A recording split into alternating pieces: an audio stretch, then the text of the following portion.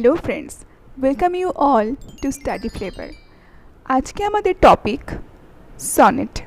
তোমরা অনেকে জানতে চেয়েছিলে যে সনেটের সম্পর্কে আরও যদি কিছু জানানো যায়, তো তাই তোমাদের জন্য আজকে সনেট নিয়ে আসা। তো চলো ভিডিওটা বেশি বড় না করে আমরা সনেট সম্পর্কে কিছু জেনে নিই। তো সনেট শব্দটি এসেছে ইটালিয়ান একটা ওয়ার্ড সোনেটো থেকে, যার মানে হলো লিটল সং, অর্থাৎ ছোট্ট গানকে বলা হতো সোনেটো, আর সেখান থেকেই সনেট কথার উৎপত্তি। তো সনেটের যদি ডেফিনেশন জিজ্ঞেস করি, সেক্ষেত্রে বলা যায় a poem of 14 lines using any of a number of formal rhyme schemes, অর্থাৎ মাত্র 14 লাইনের একটা কবিতা হবে এবং সেই কবিতার মধ্যে একটা নির্দিষ্ট ছন্দ থাকবে। রাইম স্কিম সম্পর্কে আমি অলরেডি আরও যে দুটো সনেট আমি আপলোড করেছিলাম, কম্পোজড আপন ওয়েস্টমিনস্টার ব্রিজ এবং asleep in the valley, class 11 এবং ক্লাস 12-এর।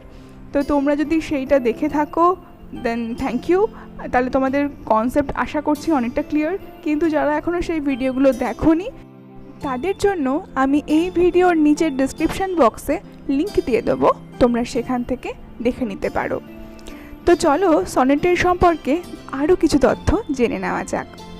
সনেটের আবিষ্কর্তা হলেন ইটালিয়ান একজন পোয়েট গিয়াকোমো ডি লেন্টিনি, কিন্তু তিনি সনেটের আবিষ্কার করলেও তাকে বেশি জনপ্রিয়তা দিতে পারেননি। সনেটের জনপ্রিয়তা লাভ হয়েছিল ফ্রান্সিসকো পেট্রার্কের হাত ধরে। পেট্রার্কের সনেটের মাধ্যমে ইনফ্লুয়েন্সড হয়েছিলেন, ইন্সপায়ার্ড হয়েছিলেন অনেক কবি। ইভেন ইটালিয়ান এই পোয়েটের কথা, এই সনেটের কথা প্রচার হয়েছিল ইংল্যান্ডেও, এবং সেখানকার বেশ কয়েকজন পোয়েটও তার এই ভাবধারায় অনুপ্রাণিত হয়ে সনেটের লেখা শুরু করেছিলেন, যদিও তারা সেই সনেটের মধ্যে কিছু চেঞ্জেস করেছিলেন। তো এবার জেনে নেওয়া যাক যে এই সনেট ঠিক কত রকমের হয়। অ্যাকচুয়ালি সনেট কিন্তু অনেক রকমেরই হয়, কিন্তু তার মধ্যে সবচেয়ে জনপ্রিয় দুটো টাইপ হলো পেট্রার্কান সনেট এবং শেক্সপিয়ারিয়ান সনেট। পেট্রার্কান সনেট অর্থাৎ আমি যে নামটা তোমাদের এখনই বললাম, ফ্রান্সিসকো পেট্রার্ক, তার নাম অনুযায়ী ইটালিয়ান সনেটকে নাম দেওয়া হয়েছিল পেট্রার্কান সনেট। এবং ইংলিশ পোয়েট যে সনেটের আবিষ্কার তারা করেছিলেন, সেই সনেটকে বলা হতো ইংলিশ পোয়েট, কিন্তু শেক্সপিয়ার পুরোপুরি তাদের চেঞ্জেসগুলোকে বা পেট্রার্কান সনেট দ্বারা অনুপ্রাণিত হয়ে এবং ইংলিশ পোয়েটদের লেখার দ্বারা অনুপ্রাণিত হয়ে তিনি সব কিছুকে এলোমেলো করে দিলেন। তিনি নতুন এক ধরন আবিষ্কার করলেন, আর সেই সময় থেকেই ইংলিশ সনেটের নাম হলো শেক্সপিয়ারিয়ান সনেট। তো চলো এই সম্পর্কে দুটো যে সনেটের নাম তোমাদের বললাম, তাদের মধ্যে ডিফারেন্স কী আছে, কী সিমিলারিটি আছে, সব আজকে জেনে নিই। পেট্রার্কান সনেট বা ইটালিয়ান সনেটের দুটো ভাগ হয়, অর্থাৎ আমি তো তোমাদেরকে অলরেডি বললাম যে সনেট মানে হলো 14 লাইনের একটা কবিতা, তাই না? সেই 14 লাইনকে উনি ভাগ করেছিলেন 8 আর 6 লাইনে। এই যে প্রথম 8 লাইন, এটাকে বলা হতো অক্টেভ, এবং তার পরবর্তী যে 6 লাইন তার নাম সেস্টেট।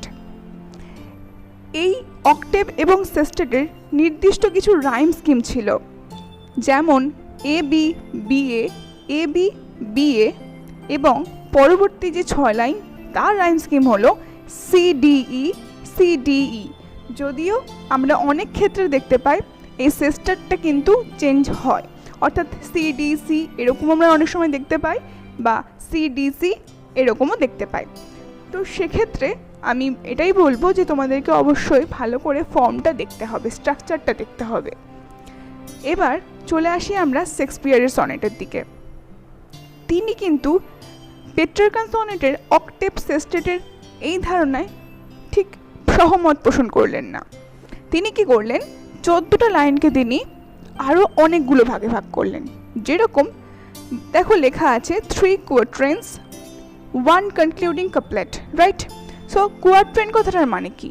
কোয়াট্রেন কথাটার মানে হলো 4টে লাইন, অর্থাৎ তিনি 4টে লাইন করে আরও 3টে ভাগে ভাগ করলেন। 12 লাইন এখানেই কমপ্লিট হলো। যে বাকি 2টো লাইন পড়ে থাকলো তিনি তার নাম দিলেন কনক্লুডিং কাপলেট। কাপলেট অর্থাৎ জোড়বদ্ধ। তো তিনি এই ভাগে সনেটকে ভাগ করেছিলেন। তারপরে দেখো রাইম স্কিমের কথা উল্লেখ আছে। তো প্রথম যে 4টে লাইন তিনি কোয়ার্ট্রেন করে ভাগ করেছিলেন, সেই 4টে লাইনের তিনি ফার্স্ট কোয়ার্ট্রেনের রাইম স্কিমটা করেছিলেন A B A B. Second কোয়ার্ট্রেনের রাইম স্কিম তিনি করলেন C D C D. Third কোয়ার্ট্রেনের রাইম স্কিম হবে ই এফ ই এফ, এবং লাস্ট যে কাপলেট তারা সেম থাকবে অর্থাৎ জি জি। এবার তোমাদের প্রশ্ন হতে পারে যে এই এ বি সি ডি এগুলো কি? দেখো, যদি প্রথম লাইনের সঙ্গে 14 লাইনের কবিতায় যদি প্রথম লাইনের সাথে তৃতীয় নম্বর লাইনের মিল থাকে, সেক্ষেত্রে আমরা প্রথম লাইনটাকে ডিনোট করব এ দিয়ে। এই এর সাথে আমরা কার মিল পাচ্ছি? 3 নাম্বার লাইনের মিল পাচ্ছি। অর্থাৎ যদি প্রথম লাইনটা এ হয়, সেক্ষেত্রে তৃতীয় লাইনটাও এ হবে, এবং যদি তৃতীয় লাইনটা বি হয়, তাহলে চতুর্থ লাইনটা বি হবে। ঠিক এই সেন্সে আসবে। তারপরে দেখো সেকেন্ড কোয়ার্ট্রেনে আমরা পাচ্ছি C D C D, same as first quatrain, শুধুমাত্র আমরা এ বি নাম না দিয়ে এখানে সি ডি সি ডি নাম দেব। 3 নাম্বার কোয়ার্ট্রেনটাও তাই, এবং লাস্ট যে কাপলেট আমরা পাচ্ছি সেখানে কিন্তু পরপর দুটো লাইনই আমরা সেম পাচ্ছি, ছন্দগুলো সেমভাবেই মিলে যাচ্ছে, সেক্ষেত্রে আমরা জি জি বলবো। প্রত্যেকটা কিন্তু বোঝানো হয়েছে আগের সনেটগুলোতে, আর আমি পরবর্তীকালেও যখন সনেট পড়াবো, যেরকম ক্লাস 12-এ একটা আছে স্যালাই কম্পেয়ার দি উইলিয়াম শেক্সপিয়ারের সনেট, যেটা সনেট নাম্বার 18, সেখানেও আমি প্রত্যেকটা রাইম স্কিম ভেঙে ভেঙে বলে দেবো। তো তোমরা যারা আমার চ্যানেলটা এখনও সাবস্ক্রাইব করোনি, আমি যদি মনে হয় ভিডিওগুলো হেল্পফুল, প্লিজ সাবস্ক্রাইব করে নাও। আর যদি মনে হয় যে আরও কোনো সাজেশন দেওয়ার আছে, অলওয়েজ ওয়েলকাম, আমি চাই কি তোমাদের থেকে সাজেশন পেতে। নেক্সট আমরা জানবো এবার পেট্রার্কান সনেট এবং শেক্সপিয়ারিয়ান সনেট। এই যে অক্টেভ সেস্টেট বললাম, এই অক্টেভই বা কী আর সেস্টেটই বা কী হয় এগুলোর মাধ্যমে? দেখো, বলা হচ্ছে অক্টেভ পার্টটা introduces a problem or expresses a desire। এই অক্টেভ পার্টের মধ্যে আমরা দেখতে পাবো যে তিনি অর্থাৎ কবি হয় কিছু প্রবলেমের কথা আমাদেরকে বলছেন, কিংবা তার মনের কোনো ইচ্ছা তিনি প্রকাশ করছেন। আবার সেস্টেড পার্টে দেখতে পাবো যে ভোল্টা। What is ভোল্টা? ভোল্টা খুব ইন্টারেস্টিং একটা থিং। এটা হচ্ছে কি টার্ন নেওয়া, একই রকম কিছু কথা বলতে বলতে হঠাৎ অন্যরকম কিছু কথা বলা, হঠাৎ একই প্রসঙ্গে তার চিন্তাটা একটুখানি টুইস্ট করা। এই টুইস্টটাই হচ্ছে এখানে ভোল্টা। হঠাৎ করে টার্ন নেওয়া, হঠাৎ করে গল্পের বাঁক নেওয়া। অর্থাৎ আমি দেখো লিখেছি কি সেস্টেটে ভোল্টা হয়। কখন ভোল্টা হয়? অর্থাৎ অক্টেভ পার্ট যখন শেষ হয়ে যায়, 8 নম্বর লাইন যখন শেষ হয়ে যায়, যে 9th লাইন আসছে, সেই 9 নম্বর লাইনটাই হয় ভোল্টা। ওকে, তারপর আমরা দেখতে পাই কি discloses the solution or gives us a way out. এই যে পেট্রার্কান সনেটের সেস্টেড পার্ট, এটা আমাদেরকে অক্টেভ পার্টের ওই প্রবলেমটার কোনো সলিউশন আমাদের দিয়ে দেয়, কোনো সলিউশন খুঁজে পেতে আমাদেরকে সাহায্য করে। ওকে, এবার আসছি আমরা শেক্সপিয়ারিয়ান সনেটে। শেক্সপিয়ারিয়ান সনেটে ফার্স্ট এবং সেকেন্ড কোয়ার্ট্রেনের মধ্যে তিনি একই রকমভাবে যেরকম আমরা অক্টেভে দেখতে পেয়েছি, তিনি প্রবলেম বা কোনো ডিলেমা ডিনোট করেন, যে তার মনে হয়তো কোনো সমস্যা বা তার মনে কোনো দ্বিধা দ্বন্দ্ব আমরা দেখতে পাই। ঠিক আছে, তো প্রথম কোয়ার্ট্রেন আর সেকেন্ড কোয়ার্ট্রেন মানে কিন্তু 4 করে আমাদের 8 লাইন এখানেই গেল। এবার থার্ড কোয়ার্ট্রেন যখন আসে, তখন একটা ভোল্টা আসে। এবার এখানে একটু দ্বিমত আছে। অনেকেই বলেন বা ম্যাক্সিমাম জনেরই মতে থার্ড কোয়ার্ট্রেনের একদম শেষে ভোল্টা আসে। আবার অনেক জায়গায় আমরা দেখতে পাই যে ভোল্টা কিন্তু 9 নম্বর লাইনেও এসেছে। তো এটা কিন্তু পোয়েমের ওপর ডিপেন্ড করে। সব সময় যে থার্ড কোয়ার্ট্রেন শেষ হবে তারপরেই ভোল্টা আসবে, এইটা কিন্তু ঠিকঠাক মতামত নয়। ওকে, তো তারপর তো দেখো থার্ড কোয়ার্ট্রেনে আমরা ভোল্টা পেলাম, আর তারপর যেটা পাই concluding couplet. What is concluding couplet? এই কনক্লুডিং কাপলেটটা, এই শেষের 2 লাইনটাই কিন্তু অ্যাকচুয়ালি আমাদেরকে এতগুলো লাইনের 12টা লাইনের থিমটাকে বলে যায়। তাহলে বুঝতেই পারছো যে কনক্লুডিং কাপলেটটা ঠিক কতটা ইম্পর্ট্যান্ট।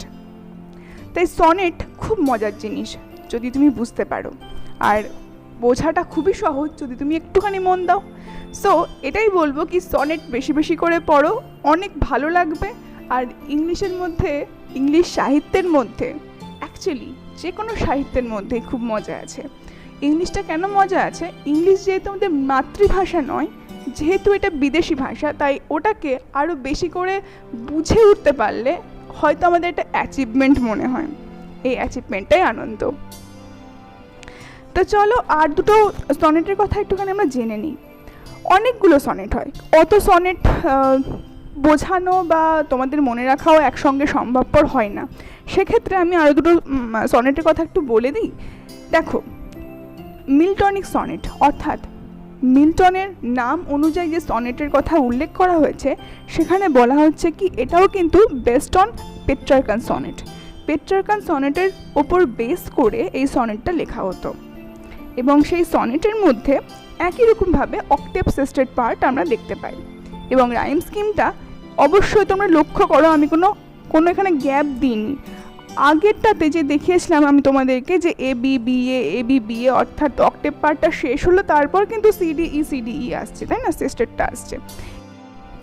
এখানে তোমরা লক্ষ্য করো যে পেট্রার্কান সনেট অর্থাৎ অক্টেভ সিস্টেড যে পার্ট আমি বললাম, মিল্টন কিন্তু সেই রাইম স্কিমের মধ্যে কোনো গ্যাপ দেননি, অর্থাৎ আনব্রোকেবল ছিল। তার অক্টেভ সিস্টেড পার্টটা আনব্রোকেবল ছিল। তিনি যে রাইম স্কিমটা করেছিলেন সেম অ্যাজ পেট্রার্কান সনেট, শুধুমাত্র সেখানে কোনো গ্যাপ থাকবে না। Okay, next Spenserian sonnet. Spenserian sonnet actually তিনিও শেক্সপিয়ারিয়ান সনেটের ওপর বেস করে লিখেছিলেন। তো তিনি শেক্সপিয়ারিয়ান সনেটের ওপর যখন বেস করে লিখলেন তখন তারও স্ট্রাকচারটা একই রকম থাকবে, অর্থাৎ 3 কোয়ার্টেন্স উইথ 1 কনক্লুডিং কাপলেট।